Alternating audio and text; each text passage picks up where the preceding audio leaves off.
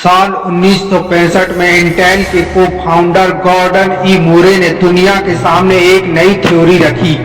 इस थ्योरी में उन्होंने बताया कि कंप्यूटर में उपयोग होने वाले ट्रांजिस्टर हर 2 साल में अपनी प्रोसेसिंग पावर को बढ़ाकर दोगुना कर लेते हैं। बाद में मूरे के इस नियम को मूरे लॉ के नाम से जाना जाने लगा।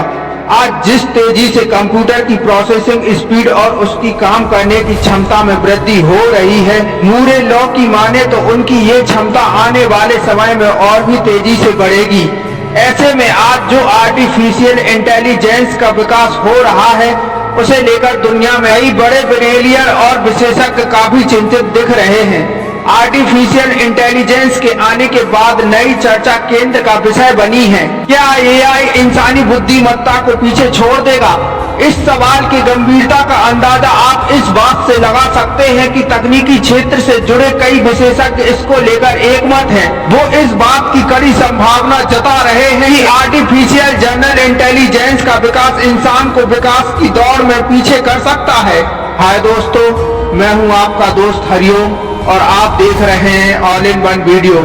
अगर आपको वीडियो अच्छा लगे तो इस चैनल को सब्सक्राइब करें और बेल वाले आइकन को दबाना ना भूलें। आज दुनिया चौथी औद्योगिक क्रांति में प्रवेश कर रही है।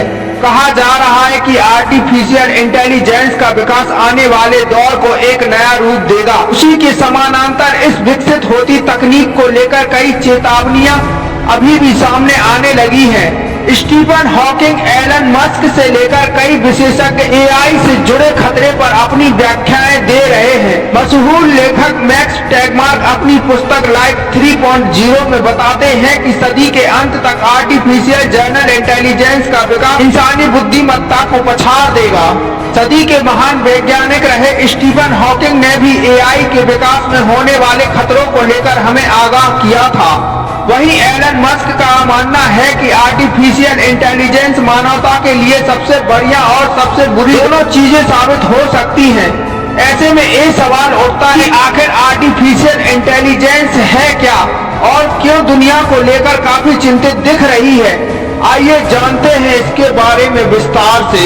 आर्टिफिशियल इंटेलिजेंस से अभिप्राय एक ऐसे कृत्रिम बुद्धिमत्ता से है जो खुद सोचने, समझने और चीजों को अंजाम देने में सक्षम होती है।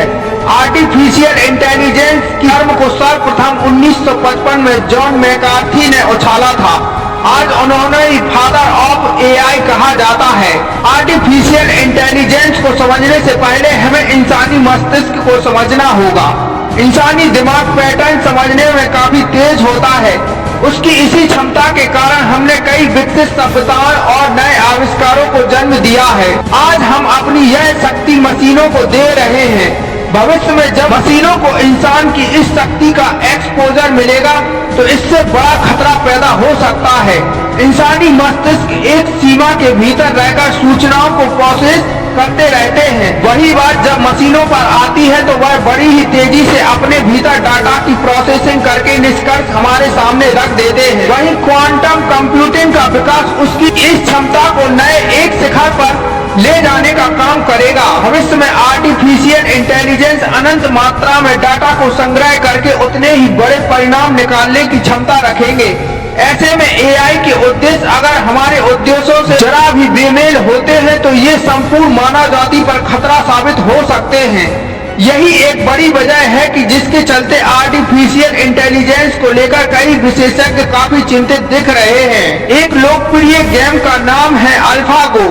इस गेम में इतने पॉसिबल मूव्स हैं जितने शायद हमारे अज्ञात ब्रह्मांड में एटम्स भी नहीं होंगे। साल 2017 में इस गेम से जुड़ी एक हैरान करने वाली घटना सामने निकलकर आई है। गूगल के एआई डीप माइंड ने इस गेम में दुनिया के सर्वश्रेष्ठ खिलाड़ी को हरा दिया। विशेषज्ञों ने बताया कि इस दौरान डीप माइंड करोड़ों मूव्स को एलिमिनेट करके ऐसे पॉसिबल मूव्स को चल रहा था जिसे देखकर सामने बैठा विश्व का सर्वश्रेष्ठ खिलाड़ी भी हैरान था। इस घटना ने विज्ञान जगत में कई नई बहस छेड़ दी है। डीप माइंड के पास गेम से जुड़ी कुछ जानकारी के बल पर उसने सबसे सर्वश्रेष्ठ खिलाड़ी को हरा दिया। वहीं भविष्य में जब कहीं किसी हाईटेक आर्टिफिशियल इंटेलिजेंस के पास मानव जाति के इतिहास का वह सारा ज्ञान आ जाएगा जिसे हमने अपनी क्रमागत उन्नति में बटोरा है, तब क्या होगा? यही एक बड़ी वजह है जिसके चलते एआई के संभावित खतरों को लेकर दुनिया आज भी काफी चिंतित है। हाय दोस्तों, आपको यह वीडियो कैसा लगा? आप हमें यह कमेंट बॉक्स में जरूर बताएं। और हाँ, आप ये भी बताएं कि एआई के बारे में आप क्या समझते हैं। धन्यवाद।